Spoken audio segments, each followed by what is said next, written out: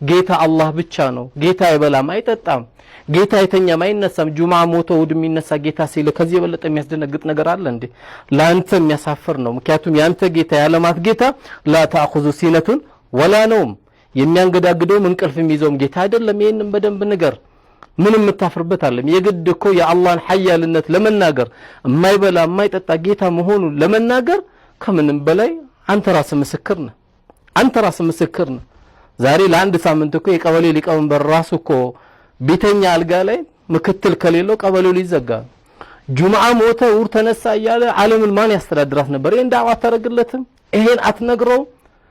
ስለዚህ እስላምን አኺራ ተቀማጭ ነው ጊዜ እንድትክ አይደለም ለካውን እነሱ የሚያረጉሉ ዳዋ ምንድነው ኢየሱስን ከተቀበልክ ይሄን ታገኛለህ ኢየሱስን ከተቀበልክ እግር ቆማጣ ነበር እግር ይድናል ኢየሱስን ከተቀበልክ ፖዚቲቭ ኮንክ ኤችአይቪ ትድናለህ እስልምና የና ያቀም እስልምና ጋራጅ ቤት አይደለም ኢስላም ጋራጅ ቤት አይደለም የሆነ የተበላሸ ቦዲ ካለ ቦዲ የሚያሟላ ዲን አይደለም ቆራጣ ከሆነ ከነ ቆራጣው ነው እስልምና የሚቀበለው ኤችአይቪ ነው ከነ ኤችአይቪ ነው አላህ የሚቀበለው ይምራል በሱና በአላህ መካከል ነው የዚህ አይነት ቀልዶች መቀበል የለብህ እስላምን በመቀበል ይሄን ታገኛለህ አትበለው በዱንያ ስኬትን ያገኛል በአኺራ ደግሞ ጀነትን ያገኛል ቢኖረው እንዴት መኖር እንዳለበት ያስተምራል ቢያጣም እንዴት መሰበር እንዳለበት የሚነግረው እስላም ነው